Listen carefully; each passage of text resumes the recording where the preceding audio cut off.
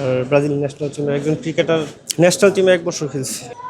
Eu te amo, pessoas do meu país.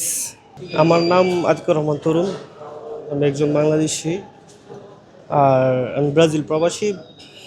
R Brazil national টিমের একজন cricketer ছিলাম আর কি, এখন আপাতত খেলতেছি। আচ্ছা আচ্ছা, কতদিন খেলেছেন ব্রাজিল ন্যাশনাল টিমে?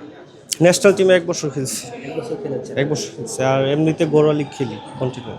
ওই জায়গাটার ক্রিকেট এনভায়রনমেন্ট কিরকম? বাংলাদেশ থেকে কি ওইখানে ক্রিকেটের দলে চান্স পাওয়া ব্যাপারটা জানিটা সম্পর্কে যদি বলতেন। একটা ন্যাশনাল টিমের একটা মানে আপনার একটা টিমে খেলতে গেলে অবশ্যই ওইখানে কম্পিটিশন আছে, যেহেতু ওইখানে ধরেন ব্রাজিলিয়ান প্লেয়ার আছে, তারপরে ইংল্যান্ডের প্লেয়ার আছে, অস্ট্রেলিয়ান প্লেয়ার আছে, পাকিস্তানি আছে, ইন্ডিয়ান আছে, আফগানিস্তানি আছে। তা আপনি যখন ন্যাশনাল টিমে খেলবেন তখন সবার সাথে আপনার ফাইট করে ওইখানে যাইতে হবে। মানে ব্যাপারটা কিছুটা এরকমই। আচ্ছা, কয়টা ম্যাচ খেলেছেন আপনি ব্রাজিলে? আমি 2টা ম্যাচ খেলছি। আচ্ছা, যদি কখনো এরকম সিচুয়েশন আসতো যে ব্রাজিল এগেনস্ট বাংলাদেশ, আপনি কি সে বাংলাদেশের বিরুদ্ধে খেলতেন কিনা? সিচুয়েশনটা তখন আসে নাই, আসলে জানাবো আর কি। আচ্ছা, বাংলাদেশিদের জন্য মানে ওইখানে জনপ্রিয়তা কেমন বাংলাদেশ ক্রিকেটের? ওইখানে বাংলাদেশ ক্রিকেট সম্পর্কে আলোচনা হয় কিনা?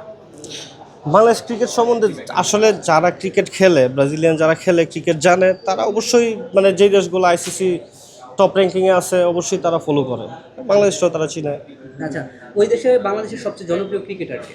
বাংলাদেশের সবচেয়ে জনপ্রিয় ক্রিকেটার আপনার সাকিব আল হাসান, মোটামুটি সবাই তারই চিনে, ব্রাজিলে ব্রাজিলিয়ান সবাই চিনে। সবাই চিনে। আচ্ছা, আপনি ব্রাজিলের ভাষায় যদি বা ওইখানকার পর্তুগিজ ভাষায় যদি আপনি বাংলাদেশিদের উদ্দেশ্যে কিছু বলতেন।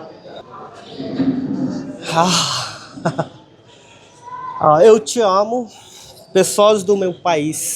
এটার অর্থ হয়েছে আমি আমার দেশের মানুষকে অনেক ভালোবাসি।